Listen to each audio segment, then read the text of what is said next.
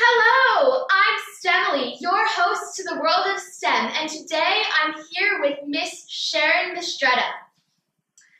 So, Mrs. Mistretta, where did you grow up? I grew up in Park Ridge, which is in northern Bergen County in New Jersey. So I had a real Norman Rockwell childhood. Grew up in the rural area was back then, and it was just a lot of fun. What did your parents do for a living? My father was a salesman, and my mom was a secretary. So I come from humble beginnings. Did your parents have any role in your passion for STEM? My parents had a role in my passion for STEM because they allowed me to be interested in whatever I wanted to be interested in. So therefore, there were no gender roles that were superimposed on me. I had friends that were girls and friends that were guys. I had dolls. I had Matchbox cars. I would build and dig and go down to the brook and do anything that I would want with my friends that were boys. And then I would play dolls or house or anything. So there was never any restrictions on me. I would just play whatever I wanted to play and discover. And it was just, I think that the role that they played is that they did not restrict me in any way. That's especially so important because so many girls have those stereotypical roles placed on them and they feel forced to really limit themselves to those roles, and then that limits them in their abilities to be able to go into STEM or not and be able to pursue what they really want to pursue instead of following the stereotypical constraints that they have placed on them. That's right, and I was never discouraged from dressing up however I wanted to. We used to play dress-ups. I would also never be discouraged to come home really filthy because I would be digging in the dirt with my friends. I would be down the brook. I'd come home with skinned knees. I'd be on my bike. I'd be playing kickball or whatever, and I would come home and I would take my bath, have my dinner, and it was just a really great childhood. I really can thank my parents for that. What was your educational background? Currently, I am a doctoral student at Johns Hopkins University studying toward my EDD in STEM and information technology and the integration of technology K through 16. Before that, I have my master's degree from Columbia University Teachers College in Computing and Education. Before that, I have my bachelor's degree from Fairleigh Dickinson University. I commuted to school. I didn't go to a dorm, and I worked during the time that I went to college. So I was an English major. That was something that I really loved. I always loved reading. But the thing is that I took one course in basic computer science on a paper tape machine, and that was it. I knew that I loved programming, and I asked my professor, how do I get into this field? He had a friend who was a consultant. I went to that, essentially an internship with them, and then I continued on with programming, because I've been in the field of programming ever since. Besides pursuing your doctoral degree, which you are right now, is there anything else that you're currently involved in? I do teach robotics at Oasis, which is a haven for women and their children. So I teach robotics and coach a Tetrix First robotics team. So I have teams for that program. Emily helps me with my Lego and WeDo projects. And also I do teach for Mercy College. I teach for their STEM Academy. And I also teach for the NASA Endeavor program. So I teach teachers coding robotics in one-to-one devices. So I teach teachers how to integrate technology into the curriculum. So I was able to piece that together, so to speak, because I needed to make room for my doctorate. It's a tremendous amount of work. And so I had the offer of 2 separate part-time teaching positions, and then I was able to do my doctoral work, which is very intense. I love reading. Through all of this incredible work that you're doing in the STEM field, is there any particular instance that you can recall that you feel that you really were able to connect to a girl or a group of girls, or how do you feel that that has really shaped what you do? Well, my problem of practice is what we call it at Johns Hopkins, and my problem of practice is the underrepresentation of women in courses, majors, and careers in technology and STEM.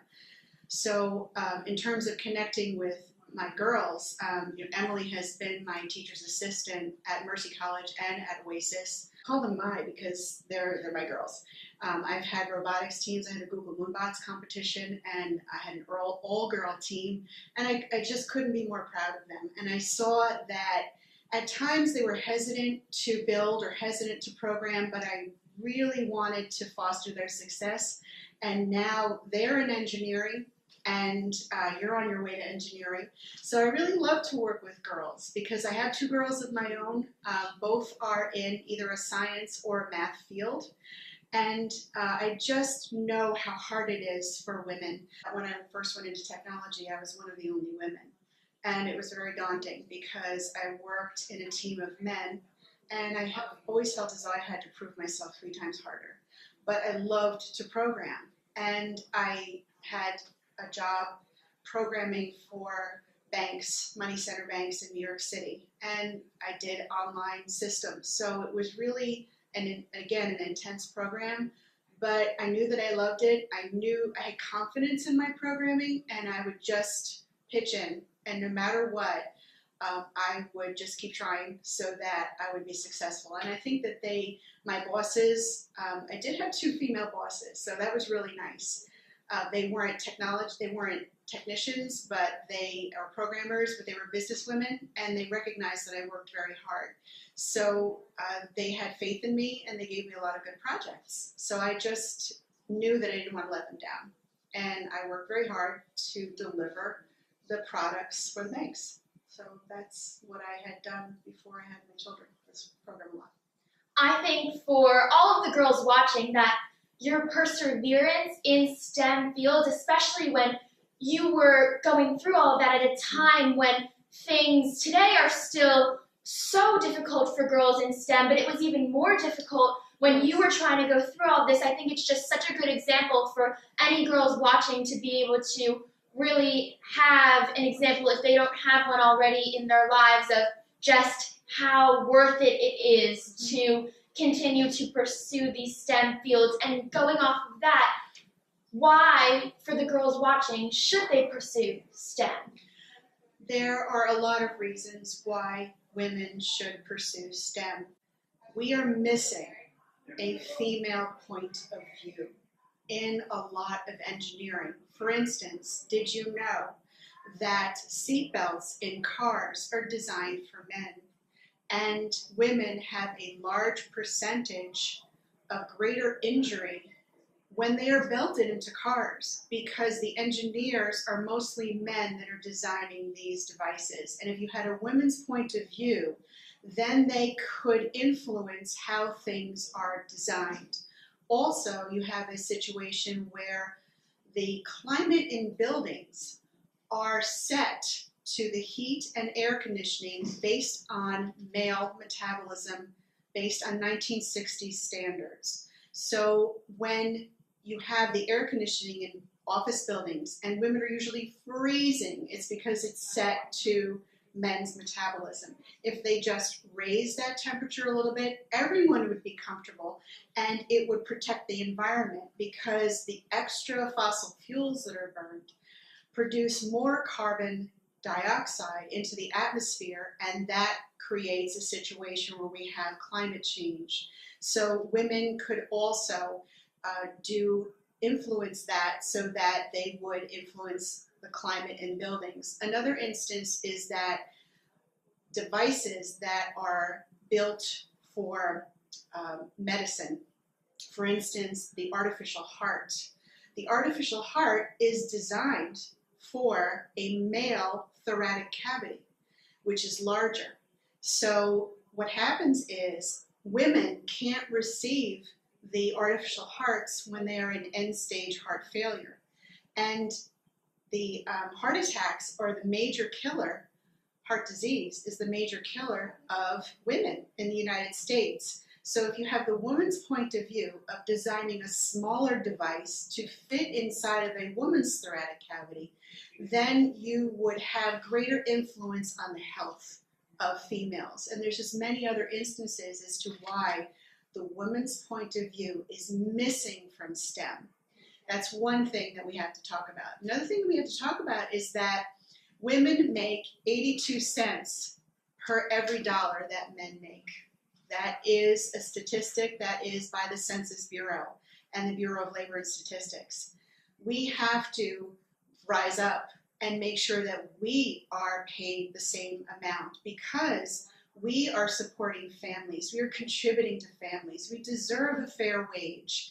We are saving for our retirement. We're paying for health care. We're paying for child care and education. So it's extremely important that women make an equal wage.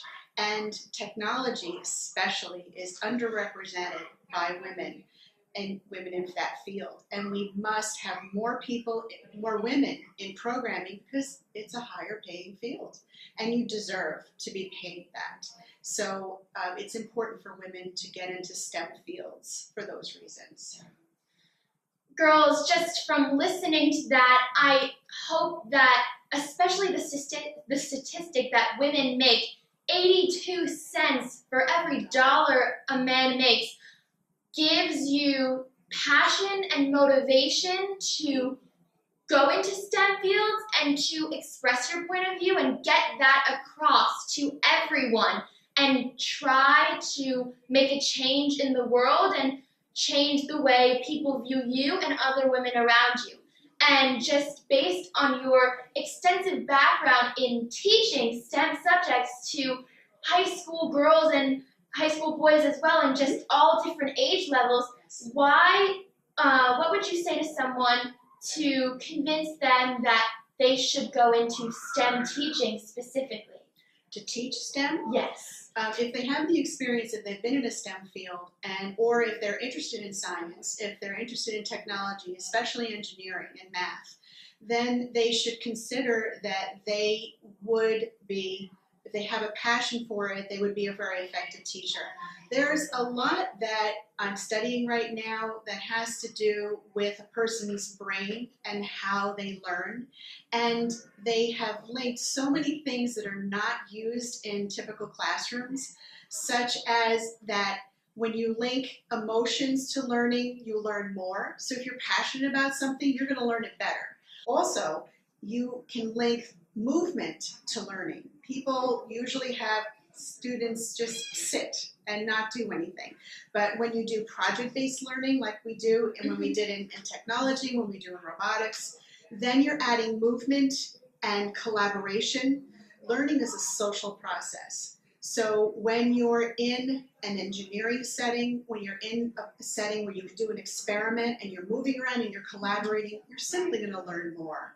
So we're changing the way that students learn. We're taking a step so that women can make a difference in how things are taught, not what's taught, but how it's taught. And I think that's what we're good at. We have emotions. We are said that we are emotional, but that's a good thing when it comes to teaching. That's a good thing when it comes to learning. So I think that that's something that we can really contribute to the classroom. I think so as well, definitely. As a child or adolescent, did anyone ever mention or encourage you to go into STEM? No, because STEM was, as an acronym, STEM was essentially invented in 2001 by Judith Ramilly, who held a position with the National Science field. So the STEM really wasn't invented back then. So when the only real incentive that I had was that my parents sent me to college and let me decide what I wanted to take. They didn't superimpose anything on me again. So when I came up with the elective, it was an elective. I took an elective in basic programming and I coded on a paper tape machine, which is a very ancient machine. I was learning programming when Steve Jobs and Steve Wozniak were making their first Apple in their garage. So the computers that we know today weren't invented then. I did transition over to mainframe computers, but really my encouragement was that my parents encouraged me to follow what I loved and let me make choices. And I think that that's a really good thing for parents to learn. It's not what you want, it's what your child wants and what is interested in, what interests them. So that's really my biggest influence, is that they let me decide. That's incredible. I hope that every girl has some type of supportive background if they choose to pursue STEM, and then they can follow their hearts if STEM is in their heart. I feel that that's so important for girls to have that reassurance, because if they don't have that, that's just going to make things even more difficult for them. But when speaking about STEM, and I know I can already, with my path wanting to pursue STEM fields, I know I'm going to face this as well, but just for girls watching, is there any particular instance of discrimination that you faced as a woman that made you realize, wow, like, why are things the way they are? There's always going to be a cultural bias that women are expected to do certain things, such as get married and have a family, which I am married and I have a family. I did do that later because that's just happened to be when things fell into place. But from a gender standpoint and from a social standpoint, there are certain expectations that are superimposed on women. That, for instance, you're not supposed to be in science, you're not supposed to be in a STEM field, you're not supposed to be in technology. Those are always going to be there. It's called stereotype threat. It's a thing. So what you have to do as a female, as a woman, is you have to manage those expectations of people that they have expectations for you. As long as you know what you want and to stay persistent on pursuing it, know who you are and believe in yourself, then everything will fall into place. There's always going to be certain times when there is a time where just because you are female, you're going to be excluded. What advice do you have for girls to succeed in STEM fields today? They should take math courses before they go to college, especially if they're going into engineering. They should take a calculus-based physics. That is what is expected, and statistically, males take more math electives than do females. Females shouldn't be afraid of those math electives. Take those math electives, especially the summer before you go to college, so that you can then be prepared, because when you go into a STEM field and you go into a college that is a good college, that teacher is going to have a pretty fast pace. So you have to make sure that you are prepared. And if you find yourself falling behind, never ever fear asking for help. Go to the teacher, ask for a clarification, go for tutoring, go whatever you have to do to succeed, because when you have your education, you're filling in all sorts of gaps of your knowledge. Everyone has gaps in their knowledge. You simply have to recognize them, accept them, and work to fill them. And that is my best advice to you, is just work hard, but realize that there's certain things that you have to do to succeed. Why do you think it's important that no matter what field a girl chooses to go into, that they have some type of STEM background? STEM background will always help you, because if it's taught right, it's project-based learning. If it's taught correctly, that is how you learn in STEM. You are doing experiments together. You are doing you're collaborating on your findings. You're talking about results. You are doing a computational thinking so that you can think through things and analyze. There have been studies done that show that how things are taught in school is very different as to how things actually take place in the workplace, because it becomes applied. You have to apply all of that math. You have to apply your knowledge and use it in new situations. So you need to be able to make sure that you are open to that and accepting that the workplace is applying your knowledge. School is not necessarily taught there, but as long as you know that going in, then you are open to collaborating and working hard to achieve your goals. In your opinion, how can society improve their efforts to support girls who want to pursue STEM fields? Well, we have to, the biggest problem with women pursuing STEM fields is that there aren't enough role models. That is something that we have to improve on, which means that educators and administrators should be looking toward women math teachers, women science teachers.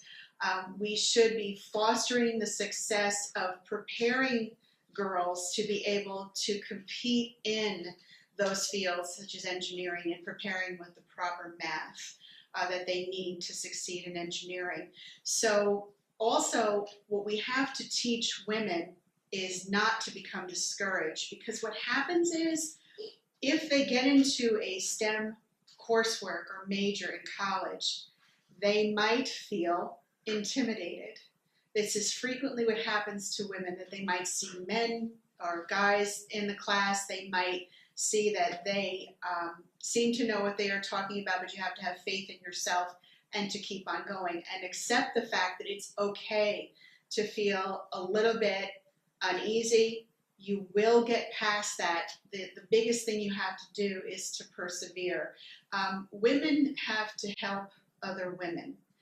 Women that are in STEM fields have gotten the memo, so to speak, that we have to help each other. So that is why it's a very different mindset. We're not competing against each other. I think that is so important what Mrs. Mistretta said, because oftentimes women can find themselves just caught up in the moment and not supporting each other, which is going to only work against us, especially when so much is against women in STEM in our society today. We need to make sure as women that we are conscious of that fact and that we are only offering encouragement and that we are proud when someone else accomplishes something else in STEM, and even if it's not you, that you are just, maybe if you want to achieve what someone else did, use them as an example instead of putting them down. And I really feel that today that is more crucial than ever, because women can feel sometimes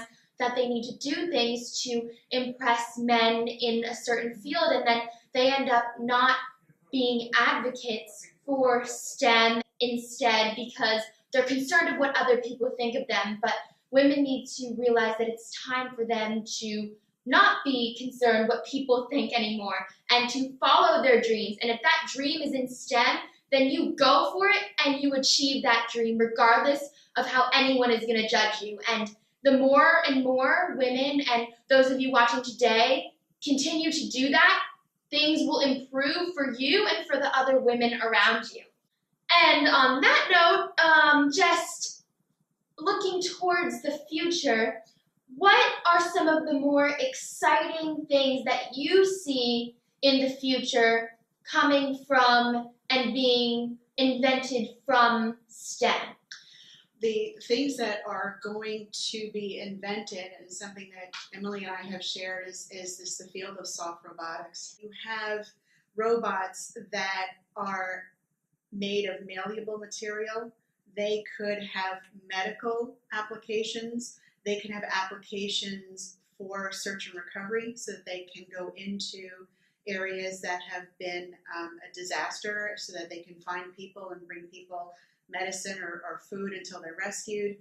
There's also, soft robotics has to do with the outfits or uniforms that astronauts wear. So it's critically important as we are transitioning to places on Mars, installations or places to live on Mars or places to live on the moon, that you really do need a lot of those garments that are essentially robots. They're essentially built to keep the body intact, because when you think of your body's circulatory system, it has to have a certain compression that is provided to us by the gravity on Earth, but is missing in space. So you actually have to have a certain compression on your body, and that's provided by the spacesuit. So there's just so many applications for space travel, International Space Station. So I think that that's where it's really exciting. Well, I want to say thank you to Mrs. Mistretta for being with us today, and I hope that for any girl watching, I hope that you learned something new from this interview and that you can use this new information that you learned today to ignite a passion inside of you for STEM and go into your own neighborhoods and start, if you aren't already, to be a leader in STEM, because as a girl, you have the power to do whatever you want to do in STEM, no matter who tells you otherwise, and always remember that. So thank you, Mrs. Mistretta, again, and we will be back soon with another video, but thank you for watching. Bye!